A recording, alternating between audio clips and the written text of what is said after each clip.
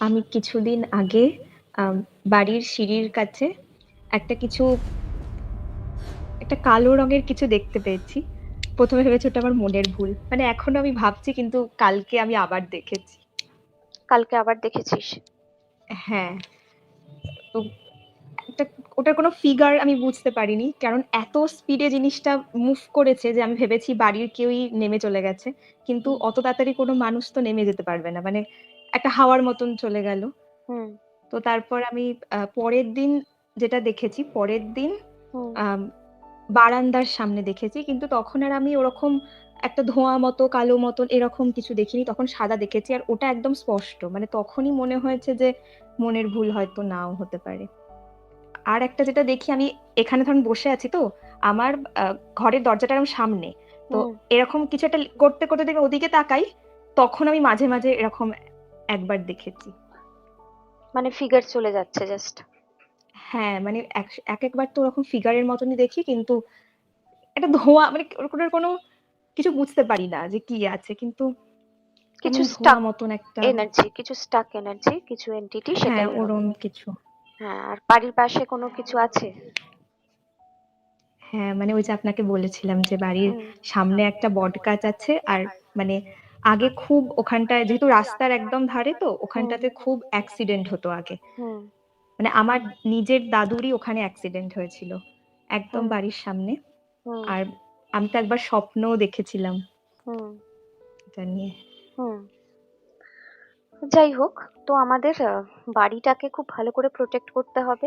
In fact আমাদের যে মানে কাজের জায়গা, সেই জায়গাকেও আমাদের ভালো করে প্রোটেক্ট করতে হবে। তার জন্য কি করব, কি আছে না আছে আমরা আমাদের সাইকিক এবিলিটিকে কাজে লাগিয়ে সেগুলোকে আজকে মেডিটেশনে দেখব, এবং যেভাবে শেখাচ্ছি সেই রকম ভাবে এনার্জিকে আমরা দেব। ঠিক আছে? এটাকে আমার বাড়ির স্পেস ক্লিয়ারিং বলতে পারি, বাস্তু হিলিং বলতে পারি। আর যদি আমি বলেছিলাম যে বাস্তু পুরুষের একটা ছবি ইন্টারনেট থেকে নিয়ে নিতে, গুগল থেকে, সেইটাকে ধরে যদি প্রতিদিন 5 মিনিট, 10 মিনিট, 15 মিনিট করে যদি হিলিং দিই, ঠিক আছে, হিলিং দিলে তাহলে বাড়ির বাস্তু ভেবে, তাহলে বাড়ির মধ্যে যা যা এনার্জিস আছে, এরকম স্টাক এনার্জি, এগুলো ক্লিয়ার হয়ে যায়। ঠিক আছে? তো 3টে গভীর শ্বাস প্রশ্বাস।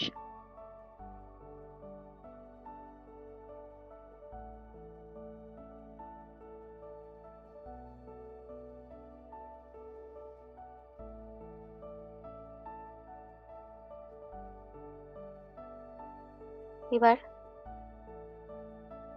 আমরা যে বাড়ির সাথে বাড়িতে থাকি, সে বাড়ির সাথে নিজেকে কানেক্ট করব।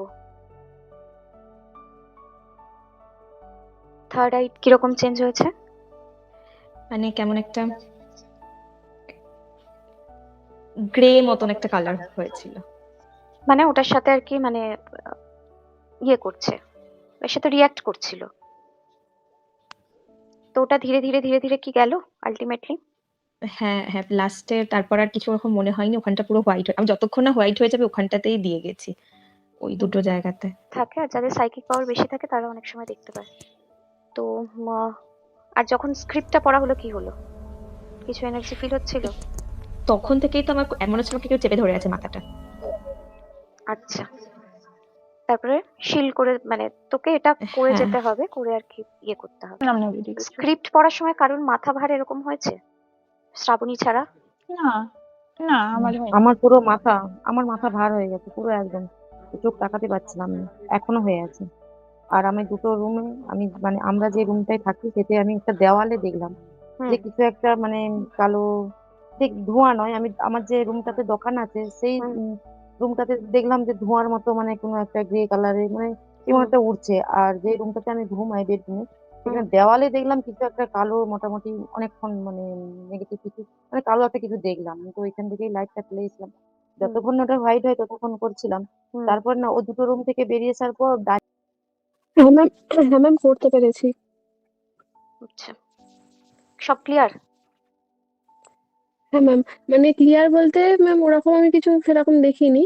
হুম, তবে হ্যাঁ, যেই জায়গাগুলোর সাথে ধরুন মানে প্রচন্ড যখন ঝগড়া হয়েছে, তারপরে যে ইমোশন গুলো জড়িয়ে সেই হুম, জায়গাগুলোতে যেন একটুখানি আমার মনে হচ্ছিল যে হুম, একটু মানে গাঢ় টাইপের। তো আমি হুম, সেখানে সেখানে হিলিং দিয়েছি। হুম। বাহ! ওগুলোকে একটু কনসিয়াস ব্রেন থেকেই তো আমাদের সমস্ত মানে শারীরিক যে সমস্যাগুলো সেগুলো আসে আমাদের সাবকনসিয়াস ব্রেন থেকেই। তো ওখানেই সব স্টোর আছে। যখন আমরা কোনো জায়গার হিলিং করব, সেটা আমার লাইফের যে কোনো সেক্টরের হতে পারে, ঠিক আছে? কেরিয়ার হতে পারে, যা কিছু হতে পারে। আমার শরীরে কোনো সমস্যা, আমার কোনো মানে শরীরের কোনো অসুস্থতা আছে, সবটাকেই না আগে আমরা গ্যাসও করে মানে যখন আমরা রেকি করে ওটাকে হিল করার চেষ্টা করব, আমরা ওইটাকে চোখ বন্ধ করে দেখবো যে ওটা শেপ কিরকম, যে কষ্টটা বা যেটাকে আমরা হিল করতে চাইছি বা যে রোগটা বা যে ব্যথাটা, সেইটার শেপ কিরকম, আমাদের মধ্যে একটা শেপ আসবে, সেটার কালার কিরকম, সেটা কতটা গাঢ়, কতটা ডেন্স, তার ঘনত্ব কতটা, এটা দেখতে থাকবো। দেখে ওখানে যখন আমরা হিলিং করছি দেখবো আস্তে আস্তে 1%, 2%, 10%, 20% ওটা রিলিজ হচ্ছে। তখন ওটা শেপ কিরকম দাঁড়ালো, এইরকম করে করে হিলিং করব। ঠিক আছে? তার তার সাথে পুনঃ অ্যাড করব, যা কিছু করব। করলে ওটার মধ্যে থেকে যে ওই ডেন্স এনার্জি ওটা ক্লিয়ার হয়ে যাবে। এইটাকে সাইকিক হিলিং বলে। এইরকম করে করে হিলিং করতে হয়। বোঝা গেল? তাহলে আর কারোর কোনো প্রশ্ন নেই মানে আশা? মানে হুম, যদি আমার পায়ে ব্যথা থাকে তাহলে হুম, আমি চোখ বন্ধ করে ফার্স্টে গ্যাসও করে নিলাম। হুম। গ্যাসও করার পরে ব্যথাটাকে কিভাবে চিন্তা করতে হবে? মানে ব্যথাটার, পায়ে ব্যথা, আমি পায়ে হাত দিয়ে হিলিং করছি। ঠিক আছে? হিলিং করে আমি যখন চোখ বন্ধ করে আমি সিম্বল দিয়ে কানেক্ট করে হিলিং এনার্জি যাচ্ছে, তখন আমি এই চোখ বন্ধ অবস্থাতেই আমি দেখছি যে আমার ব্যথাটা কতটা বড়, কিরকম শেপ, কিরকম তার ডেন্সিটি, কিরকম কালার, এগুলো ভিজুয়ালাইজ করছি। দেখছি আমার হিলিং এনার্জি ওই জায়গাটায় যাচ্ছে, যেরকম টেম্পারেচার চেঞ্জ হচ্ছে, গরম হচ্ছে। দেখছি আস্তে আস্তে ওটার থেকে আমার মধ্যে একটা ইনটিউশন জাগবে যে 1% রিলিজ করলো, 2% রিলিজ করলো, ধীরে ধীরে কমছে, এখন আর 50% মতো আছে, ওটা শেপও চেঞ্জ হয়ে গেছে। ঠিক আছে? এইরকম করে করে যেতে হবে। যখন দেখবে একদম জিরো হয়ে গেছে, তখন জানবো যে আমার ওটার থেকে, জায়গাটার থেকে ক্লিয়ার হচ্ছে। এইরকম করে আমি যতক্ষণ না ব্যথা যাবে, আমি পরপর পরপর ওখানে খুব বেশি ব্যথা, আমি 11 দিন হিলিং করলাম, এইভাবে করলাম, তাহলে পুরো কি হয়, ওটা ওই জায়গা থেকে ক্লিয়ার হয়ে যায়। কি বললাম বোঝা গেল? তাহলে এই ভিডিওটির মাধ্যমে দেখলেন তো যে কিভাবে রেকি শক্তিকে অ্যাপ্লাই করে এবং আমাদের সাইকিক পাওয়ারকে অ্যাপ্লাই করে কিভাবে আমরা আমাদের বাড়ির এনার্জিকে ক্লিয়ার করতে পারি। এখানে কিছু গুপ্ত টেকনিক আছে রেইকিতে, যেগুলো অ্যাপ্লাই করে অত্যন্ত সহজে আপনি আপনার বাড়ির এনার্জিকে ক্লিয়ার করতে পারবেন। আপনার বাড়ি হলো এমন একটি জায়গা যেখানে এনার্জি যদি ক্লিয়ার না থাকে, যেখানে যদি কোনো স্টাক এনার্জি বা নেগেটিভ এনার্জি থেকে থাকে, তাহলে কিন্তু সেটি আপনার গ্রোথের জন্য একটি বাধা সৃষ্টি করে।